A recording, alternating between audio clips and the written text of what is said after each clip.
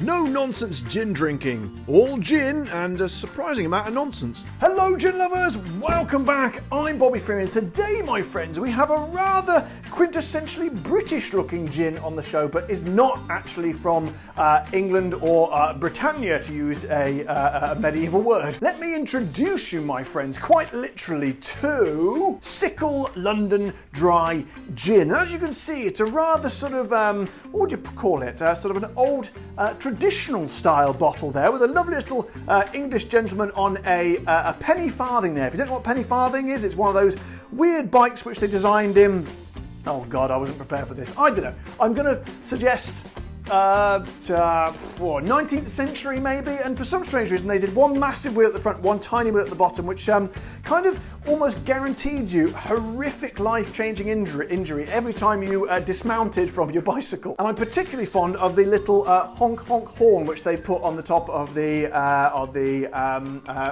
can I forget that word? The cork. But as I say, it's not actually from here in Old Blighty. It's actually from Spain, or España, as I believe they say in Spain. As you can tell, my knowledge of other languages is based on me just overhearing blokes in pubs, so it's not exactly to a standard I would be particularly proud of. However, as my regular viewers, our subscribers know, it does not stop me trying, so I'm going to read a bit about it from the website for you, now my Spanish accent is not particularly good, sadly. I do like to do it in the accent from where the gin is from, but as I say, I'm not doing this for two reasons. One, I say my Spanish accent is not particularly good, and two, I think the way the world is going at the moment, I'm in dodgy territory doing any kind of accent. I'm probably going to get cancelled at some point, but today this is just going to be my my normal British accent. Sykkel London Dry Gin is made from tri-distilled extra fine neutral alcohol of cereals. The botanicals carefully selected for the quality and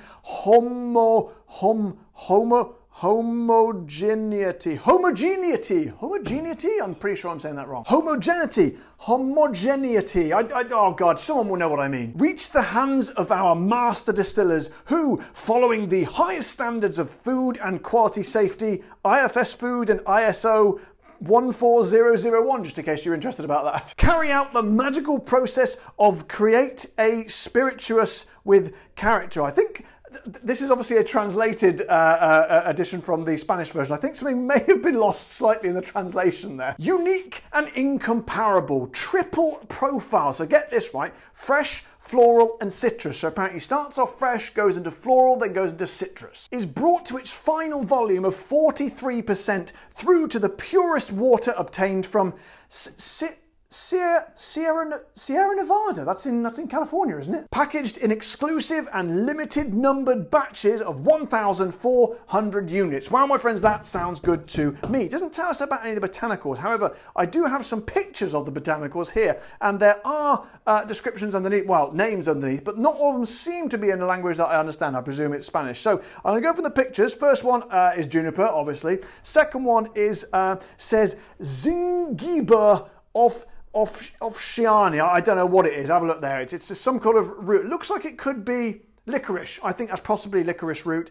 Then we've got citrus X Sinensis, which looks to me like limes. Then we've got what looks like lemons. Then we've got Angelica root, which is never a very attractive root. Mind you, to be honest, I've yet to see an attractive root in my life. And if I did see one, I would be wrong. And then what looks like almonds there, or some kind of nutty type thing. So that's got a bit of a juniper, nutty, nice licorice bed, citrus in there. Not much in the floral, but to be honest, I quite like that because I'm not a big fan of a floral gin. Those all look like good, hearty, proper gin botanicals. So my friends, I say we fanny about no longer. The phone cover has gone over. That's always a good point in the show. Let's crack on and see what it's all about. And I take great pleasure in telling you, of course, that it has a cork. So we know what that means. It's the Spanish cork test, I suppose. The Spanish cork test, I suppose. So do we have a squeak?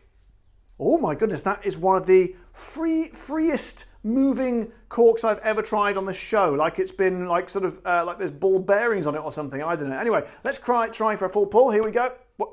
Hang on. Oh, ooh.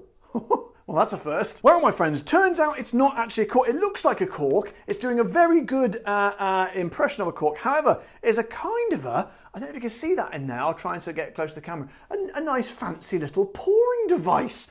The likes of which I have never seen in all my years of drinking gin, but I like it very much. Well, I like the look of it. Let's see if it actually works. Let's get some in the old glass. So, oh my goodness.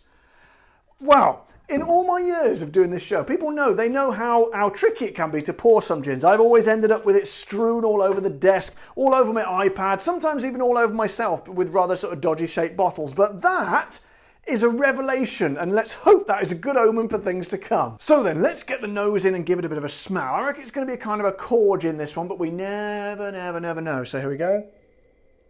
Oh yes, I think I need to put a little bit more in that actually. I got carried away with that little poury thing. Look at that! That is so awesome. Not a drop of this gin is going to be wasted. So, oh, it's kind of very light in aromas actually. Quite light, quite sort of delicate. Everything you sort of saw there, that sort of, obviously the juniper is quite light. Everything's quite of a light sort of airy version of what you might expect to find in a core gin, but nonetheless a very, very core gin. Well, nonetheless. So then, let's add a little bit of tonic. Take that. That got last week. I think someone had been shaking. I think Narissa was playing a cruel trick on me and shook up the bottle and it blew it off. But not to happen today. So never mind. Doesn't really matter. Get a bit of tonic in there. I reckon about that much. What ABV? I think it said 43%, didn't it? ABV. Let's have a look. Yeah, 43%. So here we go. As I say as I say at this point in the show every time, thank you very much to my patrons and of course my YouTube members who are literally paying for the gin in this show and keeping me going, and for everybody else's pleasure. So thank you very much. This is Sykkel London Dry Gin. I say to every last one of you, every man jack of you. Man jack of you. That's a strange expression, isn't it? But I like it. I'm going to make a note of it and use it more in conversation. I say to you all, cheers.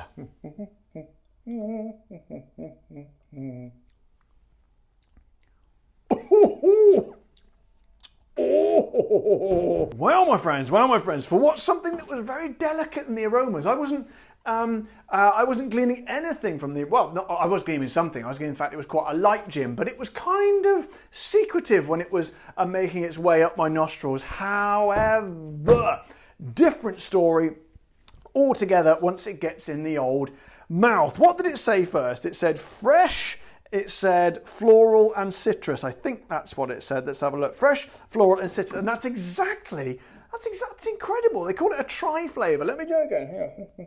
Here. Oh, wow. So yes, I tell you what, it's all very well balanced though. I thought it might be quite loose and sort of far apart, those flavours. Oh, wow. My God, that's awesome. So to start off with, you do get a kind of a freshness, almost a kind of a sort of refreshing, sort of palate cleansing kind of taste as soon as it touches the mouth. But that gently gives way to, I'd say it was floral, but again, not overpoweringly floral, which is always good to me. I don't like overpoweringly florals. I don't like gin to taste like what you don't really get these days. We used to call it pot puree. It was like, how to describe it? It was like a bowl of dried kind of petals and buds and weird stuff that you go around to your auntie's house. Not my auntie Sally, she didn't do that sort of things, but generic aunties, you know. And they would put it on a little shelf halfway up the stairs, and it would add very strong perfume sort of smell. That's a long time that I took just then, just to demonstrate the smell and floralness of something. But I felt it was needed. But anyway, my point was, this is nothing like that. It's a delicate smattering of floralness in the middle, and then once you've swallowed, and only then, and it's quite a while after, you get like a sort of a floating legacy of citrusy kind of fruits. I kind of say, yeah, more lemony with a tinge of lime, but citrusy nonetheless. Let me go. It's also kind of just a tinge of spice to it as well.